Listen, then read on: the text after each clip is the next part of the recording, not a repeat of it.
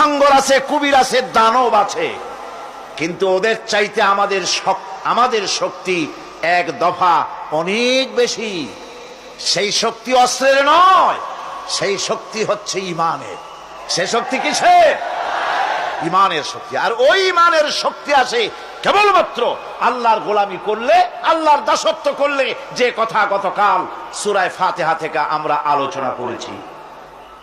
আসুন আল্লাহ পাকের কোরআন থেকে আমরা শুরু করি, ইমানি শক্তি তাজা করি।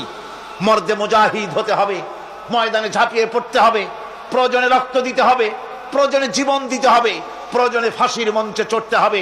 যেহেতু মুসলমান জন্মগ্রহণ করে, মৃত্যু তার একবারই হয়। ইমানদার বীর পুরুষের মৌত হয় একবার, আর কাপুরুষের মৌত হয় অনেকবার। ঠিক কিনা? ইমানের শক্তি এটা সৃষ্টি হবে